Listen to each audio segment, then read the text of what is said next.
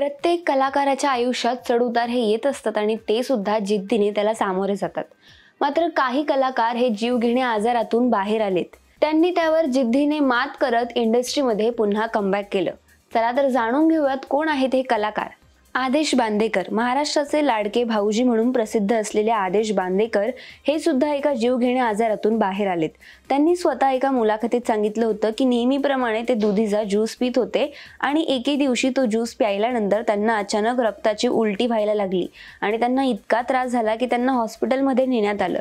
विषारी दुधीमुळे त्यांना चक्क 3 लिटर रक्ताची उलटी झाल्याने त्यांची तब्येत अधिक खालावली आणि डॉक्टरांनी सुद्धा त्यावेळी आशा सोडली होती. परंतु पुढे आदेश बांदेकर म्हणाले की देवाच्या कृपेने त्यांना शुद्ध आली आणि त्या दुखण्यावर त्यांनी मात करत पुन्हा एकदा कमबॅक केलं. आदेश बांदेकर पुढे असंही म्हणाले की जर दुधी कडू असेल तर त्यामध्ये 10 नागांचं विष असतं आणि त्यामुळे त्या दुधीचं सेवन करू नये. सुकन्या मोने. नाटक, मालिका, चित्रपट यामुळे त्या पूर्वीपासूनच प्रेक्षकांच्या आवडत्या अभिनेत्री होत्या. परंतु बाईपण भारी देवा या चित्रपटामुळे त्या आता मोठ्या प्रमाणात ओळखल्या जाऊ लागल्या आहेत.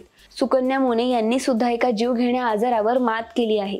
सुकन्या मोने यांनी सांगितलं की मृत्युंजय या मालिकेच्या सेटवर असताना शूटिंग करत असताना त्यांच्या अंगावर मालिकेचा सेट पडला आणि त्यांच्या शरीराची उजवी बाजू ही पॅरालाइज झाली आणि यामुळे त्या पुढचे 6 महिने काही बोलू शकत नव्हत्या. तर याआधी सुद्धा एका नाटकाच्या प्रयोगादरम्यान त्यांच्यासोबत असाच काहीसा प्रसंग घडल्याचं त्यांनी सांगितलं होतं.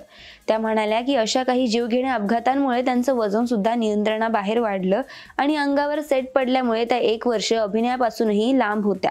परंतु सुकन्या मोने यांनी सुद्धा जिद्दीने त्या आजारपणावर मात करत महेश भट यांच्या जमीन आसमान या मालिकेतून कमबॅक केलं. अतुल परचुरे.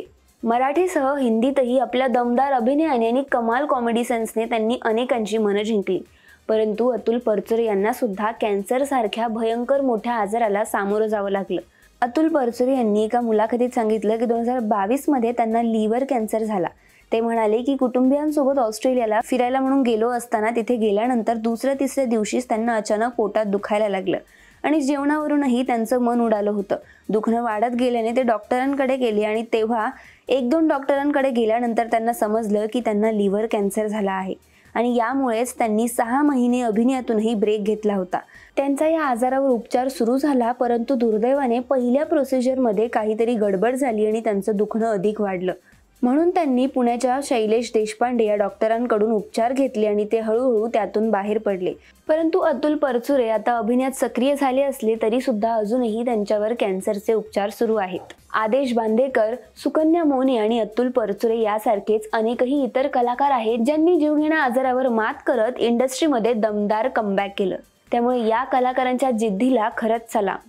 तर हा व्हिडिओ तुम्हाला कसा वाटला हे आम्हाला कमेंट करून नक्की कळवा आणि यासारख्याच कोणत्या विषयावर तुम्हाला व्हिडिओज पाहायला आवडतील हे आम्हाला कमेंट करून नक्की कळवा आणि आमच्या चॅनेलला सबस्क्राईब करा.